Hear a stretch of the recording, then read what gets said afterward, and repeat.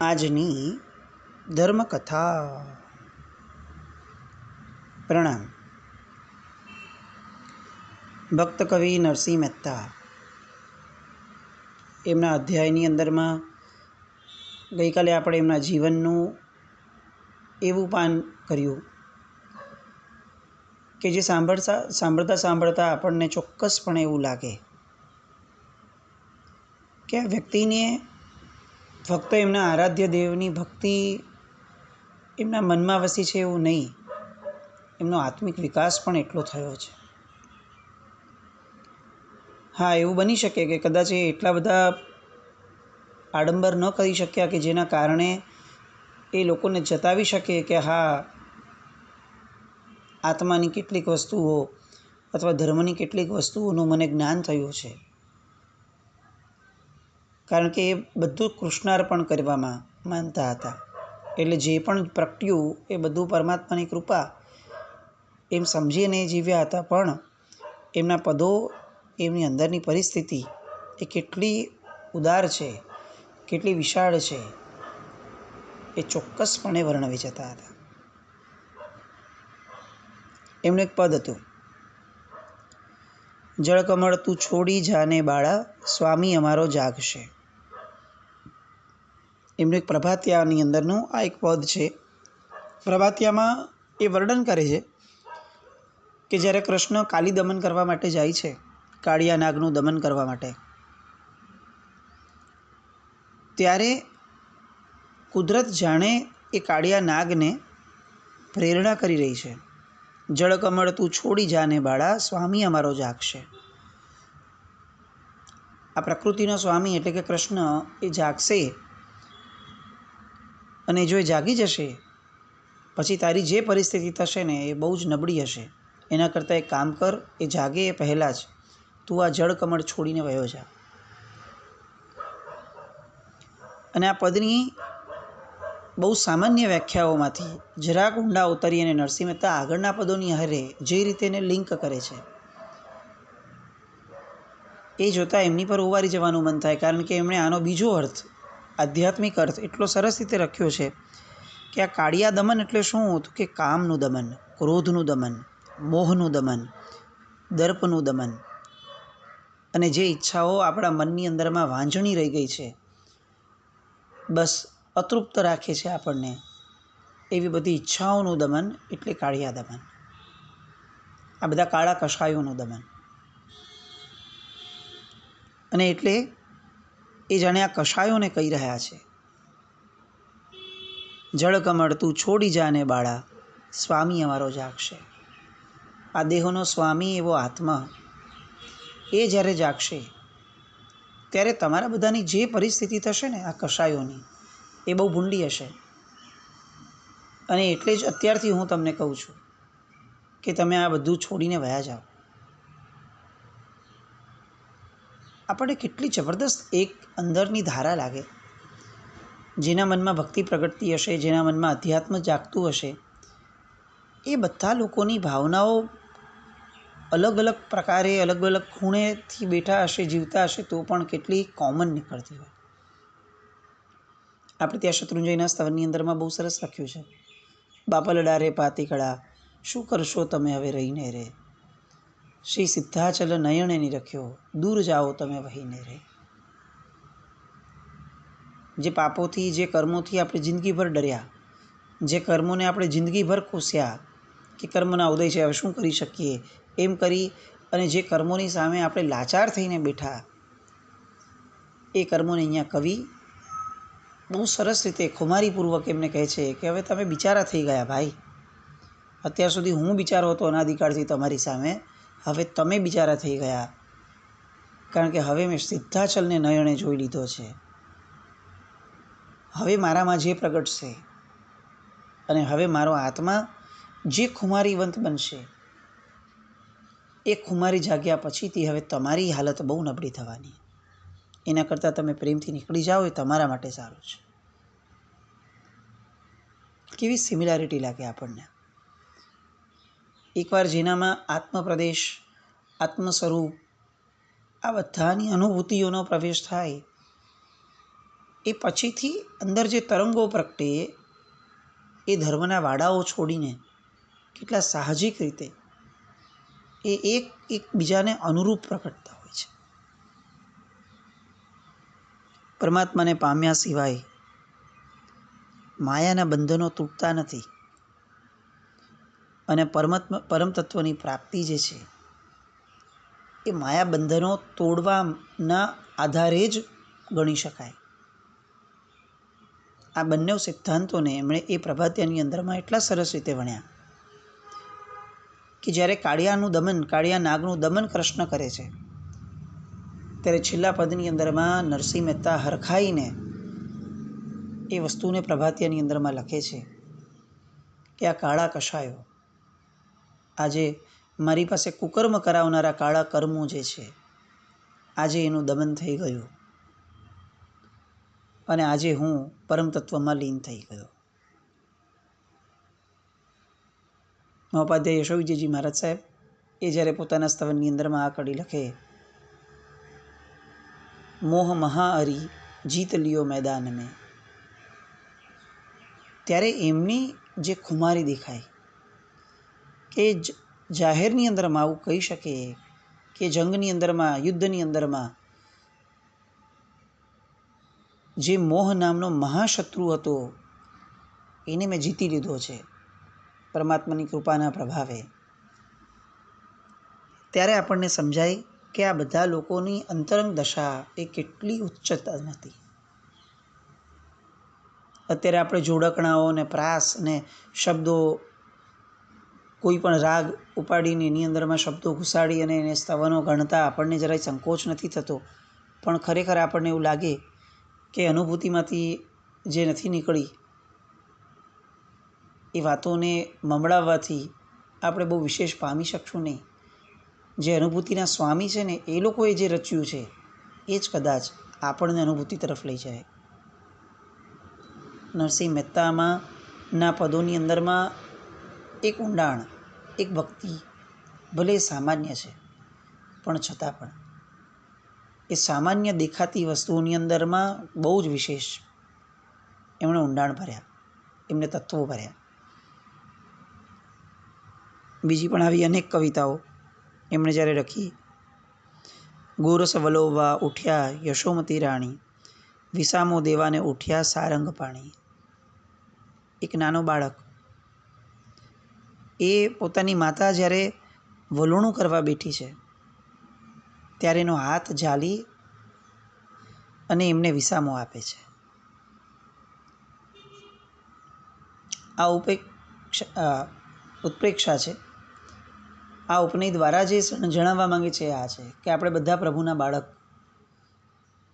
જ્યારે આપણે આપણા કર્મોનું વલોણું કરવાનો પ્રયત્ન શરૂ કરશું ને ત્યારે સ્વયં પ્રભુ પોતે આવી અને આપણી પાસેથી આ વલોણાની પ્રક્રિયામાં વિસામો આપવાનું કામ કરશે.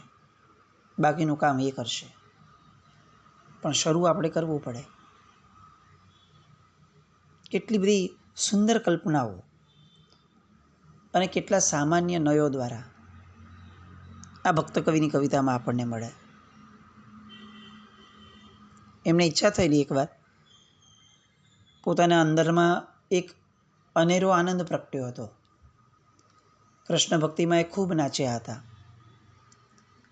અને નાચતા નાચતા જાણે હું નથી નાચતો, આ સ્વયં હરિ મારામાં આવીને મને નચાવે છે. એ વિચારના આધારે એમણે એક પદ લખ્યું હતું, મેહુલો ગાજે ને માધવ નાચે, રૂમઝુમ બાજે પગ ઘૂંઘરિયા, મેહુલો ગાજે ને માધવ નાચે. આ કવિઓ એવા હતા કે જે ક્યારે પણ પ્રભુને પણ નચાવી શકતા. એમની પ્રભુની કલ્પના એ ભલે આપણી પ્રભુની કલ્પનાથી ભિન્ન છે, એમાં કોઈ ના જ નથી, પણ એટલું ચોક્કસ છે કે એમને આરાધ્ય દેવને પોતે એટલા જીવંત ગણ્યા છે કે એ જીવંતતાને પોતાના ચૈતન્ય સ્વરૂપમાં પોતે અનુભવી શકે છે. તત્વો કેવા વહેતા હતા એમની વાણીમાં, જ્યાં લગી આત્મા તત્વચિન્યો નહીં, ત્યાં લગી સાધના સર્વ જૂઠી. આ પદ લખી શક્યા. આજે આપણે બધા જ જેને આરાધના માનીએ છીએ એની સત્યતા શાસ્ત્ર સાપેક્ષ, પરમાત્મા સાપેક્ષ, અનુભવી પુરુષોના સાપેક્ષ કેટલી છે એની વિચારણા કરવામાં આપણે ક્યાં કુણા ઉતરી જઈએ છીએ. આપણે આપણને સાપેક્ષ અથવા લોકને સાપેક્ષ એ વધારે ચિંતવીએ છીએ. એવા સમયે આ એક પદ, જ્યાં લગી આત્મા તત્વ ચિન્યો નહીં, ત્યાં લગી સાધના સર્વ જૂઠી, એ આપણને હચમચાવી દેવી છે. અલ્પ આયુષ્યમાં કલ્પના મનુષ્યને, આજ દીઠું વળી કાલ કરવું, શ્વાસનો વિશ્વાસના નિમિષનો, આશ અધૂરીને એમ કરવું. કેવો વૈરાગ્ય! એક નાનકડા આયુષ્યની અંદરમાં મનુષ્ય ફક્ત ને ફક્ત કલ્પનાના આધારે જ જીવે છે. હું આ આજે કરીશ, હું આ કાલે કરીશ.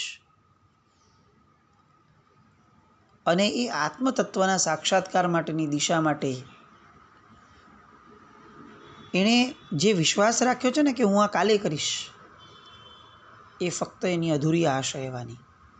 કારણ કે કાલે કરીશ નામનું જે તત્વ છે એ આ જગતની અંદરમાં અધ્યાત્મ ક્ષેત્રમાં ક્યારેય અસ્તિત્વમાં જ નથી હોતું. બહુ સરસ બધી વાતો, પણ આવી સરસ વાતો કરે અને લોકના વિરોધનો ભાજન ન બને એવું કેવી રીતે બને? કારણ કે આવા બધા ભક્ત કવિઓ એ ક્યારેય કોઈ વિશેષ નબળી મર્યાદાઓમાં બંધાઈ ન શકે. એટલે એ સમયે આ નરસિંહ મહેતા ક્રાંતિકારી ગણાતા. એ સમયના સમાજના બંધનોની સામે ક્રાંતિ એ પોતાના શબ્દો દ્વારા, પોતાના વર્તન દ્વારા લાવતા. એ છૂત અને અછૂતમાં નહોતા માનતા. એટલે ઘણી બધી વાર એ હરિજનોના વાસમાં જતા અને ત્યાં પણ કીર્તનો ગાતા. હવે કેવી રીતે ચાલે? જે લોકો ધર્મનો ઠેકો લઈને બેઠા હતા, જમાદાર થઈને બેઠા હતા, એ બધા માટે અસહ્ય બનતું. અને એટલે એમને હરિજનના વાસમાં થતા કીર્તનમાં મુખ્યતા કીર્તનની નથી વર્તાતી, મુખ્યતા હરિજનના વાસની વર્તાતી હતી. કોઈ વ્યક્તિ હરિજનના વાસમાં જઈને કેવી રીતે ભજન કહી શકે, કેવી રીતે ભગવાનનું નામ સ્મરણ પણ કરી શકે. અને ત્યારે જ્યારે એમને બહાર કાઢી નાખવાના આદેશો થતા, સમાજની બહાર, ધર્મની બહાર, જ્ઞાતિની બહાર એમનો વિરોધ થતો, અને ત્યારે આ કવિ હરિજનોના ઘરમાં જઈ અને તુલસીના વૃક્ષ વગેરેનું રોપણ કરતા અને અંતે ગાતા, ભોર થવા લાગી ભજન કીધા ને સંતોષ પામ્યા શ્રી વૈષ્ણવ. આજે જ્યારે હું હરિજનના વાસની અંદરમાં ભજન કરું છું, ત્યારે મારા હૃદયની અંદરમાં જ નહીં, આ બધાના હૃદયમાં પણ એક પ્રકારની ભોર થઈ છે. પ્રભાત સૂર્યોદય જાગ્યો છે. અને એમના હૃદયમાં જે સૂર્યોદય જાગ્યો છે એનો સૌથી વધુ આનંદ સંતોષ પામ્યા શ્રી વૈષ્ણવ. આ ઈશ્વર એ સૌથી વધારે સંતોષ પામ્યા હશે. નાનામાં નાનો માણસ એ ઈશ્વરનું રૂપ છે. આ વાતને એ કેટલી સત્યતા સાથે મૂકી દે છે. અને જ્યારે એ અજ્ઞાની, મૂર્ખ અને જડ એમને લોકો કહેતા, ત્યારે કહેતા કે એવા રે અમે, એવા રે અમે, વળી તમે કહો છો તેવા રે અમે. ભક્તિ કરતા જો ભ્રષ્ટ કહેશો તો કરશું દામોદરની સેવા રે, એવા રે અમે, એવા રે અમે. તમે મારી ભક્તિને ભ્રષ્ટ કહો તો કોઈ પણ વાંધો નથી. એના ફળ સ્વરૂપે હું ફક્ત એક જ પ્રત્યુત્તર આપીશ, હું મારા ભગવાનની સેવા વધુ ને વધુ કરતો રહીશ. એવા રે અમે, એવા રે અમે. આવી અનેક કવિતાઓ કે જે કવિતાઓને વાંચવા માટે પણ સંવેદનશીલ હૃદય જોઈએ. જે કવિતાઓને માણવા માટે અંદર તત્વનું ચિંતન જોઈએ. એવી કંઈક માનસિકતા આપણી પણ ઊભી થાય. વૈષ્ણવજન તો તેને રે કહીએ. ગઈકાલે આપણે આ પદની વાત કરતા હતા. એના એક એક પદો એ આપણને એવું લાગે કે જાણે સમ્યક દર્શનની પ્રાપ્તિની પૂર્વ ભૂમિકા, અંદરની અનુભૂતિઓ એ દર્શાવે.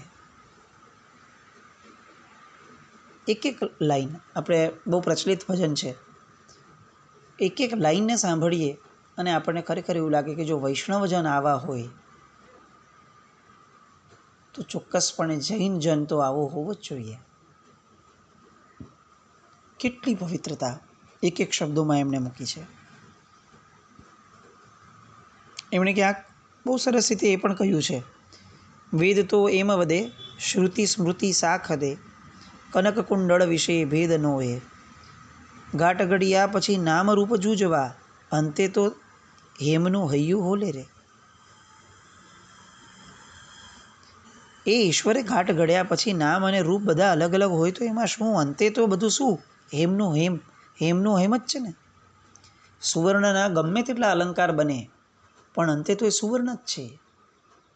તો જે ઈશ્વરે દરેક જ્ઞાતિની દરેક વ્યક્તિઓને બનાવ્યા છે તો અંતે તો એ ઈશ્વર જ છે. પછી આટલા ભેદ શા માટે? આવી ક્રાંતિકારી વાતો એ જેમના મુખમાંથી સરી હતી એવા ભક્ત કવિ નરસિંહ મહેતા 1536 વિક્રમ સંવતમાં 66 વર્ષની ઉંમરે એમણે દેહત્યાગ કર્યો. અને એમના દેહત્યાગના અન્વયે અનેક મહાપુરુષોએ એમને શ્રદ્ધાંજલિ આપી અને એમને કહ્યું હતું, નાસ્તિ યેશામ યશકારયે જરા મરણમ ભવામ. કેટલાક મહાપુરુષો એવા છે કે જેમની યશરૂપી કાયાને કોઈ કાળ પણ મિટાવી શકતો નથી. અને આ યશરૂપી જે કાયા છે એમાંથી કાવ્યરૂપી કાયા સ્વરૂપે એમણે અનેક કાવ્યોની મોટા પદોની રચના કરી. સુરત સંગ્રામ, ચાતુરી ષોડશી, બાણલીલા, રામલીલા, રાસ સહસ્ત્રપદી, આવી બધી અજર અમર કૃતિઓ એ નરસિંહ મહેતા દ્વારા જન્મી. નરસિંહ મહેતાને જન્મ આપીને જાણે સૌરાષ્ટ્રની ધરાધન્ય બની. એ કૃષ્ણના પ્રિય ભક્ત તો હતા જ, પણ ગુર્જર ગીરાના ગુજરાતી ભાષાના એક બહુ જ મોટા ગજાના કવિ પણ હતા. મીરા, કબીર આ બધાની હરોળમાં ઊભા રહી શકે એવા કવિ. કારણ કે કવિ હોવું એ બહુ મહત્ત્વની વાત નથી. મહત્ત્વની વાત એ છે કે શ્રદ્ધા સંપન્ન કવિ હોવું, ભક્તિ સંપન્ન કવિ હોવું અને જ્ઞાન સંપન્ન કવિ હોવું. અને આવું કવિત્વ જેનામાં પ્રગટે છે એનામાં પ્રભુ પ્રત્યેનું સમર્પણ પ્રગટે, ભક્તિ પ્રગટે. અને ભક્તિ જ્યારે પ્રગટે ત્યારે ચમત્કાર હોય આપોઆપ સર્જાઈ જાય. આજના વિજ્ઞાનને ચમત્કારોએ ક્યારે બહુ રાસ નથી આવતા, પણ વૈજ્ઞાનિકોએ અને નાસ્તિકોએ બધાએ જાણવું જ જોઈએ કે દરેક વ્યક્તિના જીવનમાં કંઈ પણ જે અનોખું પ્રગટે છે ને એ ચમત્કાર છે.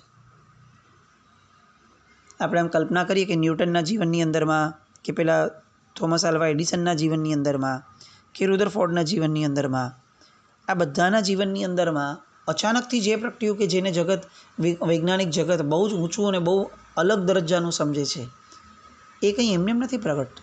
એ કેમ એમનામાં જ પ્રગટ્યું? એ બીજામાં કેમ ન પ્રગટ્યું? બસ એ ફક્ત એમનામાં પ્રગટ્યું. આ પણ ચમત્કારથી ઓછું છે? ચમત્કારો એક નહીં તો બીજો થવાનો જ, દરેકના જીવનમાં થઈ શકે.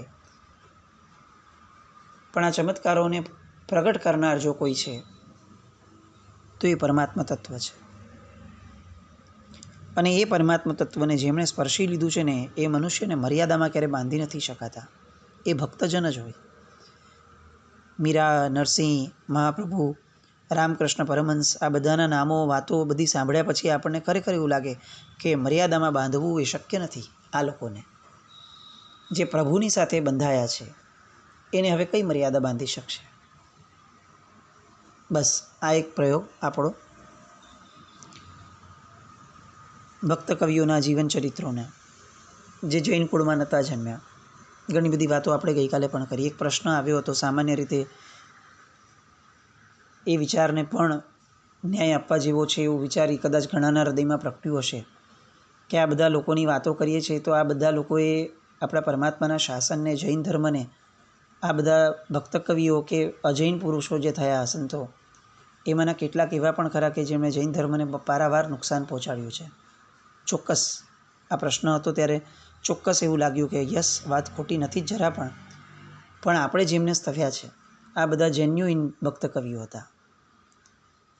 એ ખુમારી હોવી જ જોઈએ કે મારા પરિવારને જેણે નુકસાન પહોંચાડ્યું હોય એટલીસ્ટ હું એના ગુણગાન ક્યારે ન ગાઈ શકું? એનામાં ગુણ હોય તો એ વ્યવહારિક રીતે ગાવા માટેની વાત નથી. એ વ્યક્તિગત રીતે હું જે પણ વિચારું, પણ વ્યવહારિક રીતે ગાવાનું હોય તો મારા પરિવારને, મારા ધર્મને જેમણે નુકસાન પહોંચાડ્યું હોય એના ગુણ મારા જીભેથી ન આવવા જોઈએ. એટલે ક્યાંય આપણે એવા વ્યક્તિઓના ચરિત્રમાં નથી ગયા, પણ તે સમયે તે જગ્યાઓએ જે પવિત્ર આત્માઓ થયા છે એ ન્યાય એમને લાગુ પણ ન પડવો જોઈએ. આંગળીની અંદરમાં કેટલોક રોગ પ્રગટ્યો હોય તો બહુ તો આંગળી કપાય, મારી ન નખાય. એટલે કોઈક વ્યક્તિઓ, કોઈક સંપ્રદાયોની અંદરમાંથી કેટલાક વ્યક્તિઓએ કદાચ કેટલુંક નબળું કાર્ય કર્યું હોય સંતપણાના નીચે, તો એ સંતપણાને સમગ્રપણે એને હડસેલી ન દેવાય. જે ગુણનો વિકાસ થયો છે, એ ગુણાનુરાગીપણું જે એની માટે આપણામાં પ્રગટવું જોઈએ, એને હડસેલી ન દઈએ. વિશાળ રહીએ અને રક્ષકનું કામ રક્ષક કરે, આરાધકનું કામ આરાધક કરે. એ સિદ્ધાંતને આપણી કક્ષા પ્રમાણે આપણે પણ થોડો ન્યાય આપીએ. અને તેમ છતાં આ આખા ચરિત્રના ગાનો દરમિયાન જે પણ 15, 17, 20 દિવસ થયા હશે, એ ગાન દરમિયાન ક્યાંય પણ કોઈની લાગણી દુભાણી હોય, ક્યાંક કોઈક અનુચિત વાત ઉપસી હોય અને ક્યાંક કોઈકની શ્રદ્ધાને જરાક પણ ઠેસ લાગી હોય એવું બની શકે, તો ક્યાંય પણ એ આશય એ પ્રમાણેનો ન જ હતો. એ વાતના પ્રતિપાદન સાથે એ તમામ જે વસ્તુ આવો ભાવ પ્રગટ્યો હોય એ ભાવ માટે મિચ્છામિ દુક્કડમ. પરમાત્માની આજ્ઞા વિરુદ્ધ, પરમાત્માના શાસન વિરુદ્ધ અથવા પરમાત્માની જે પણ વિશાળ દૃષ્ટિકોણની વાતો છે એના વિરુદ્ધમાં અંશ માત્ર પણ જો આ ચરિત્રો દરમિયાન વિચારણા થઈ હોય તો એ બદલ પણ ત્રિવિધે મિચ્છામિ દુક્કડમ. જીનાજ્ઞા વિરુદ્ધ કંઈ પણ બોલાયું હોય તો મિચ્છામિ દુક્કડમ. આપણે સૌ ગુણાનુરાગ નામના ગુણને બહુ જ સરસ રીતે આત્મસાત કરી શકીએ એ ભાવપૂર્વક જૈનમ જયતિ શાસનમ.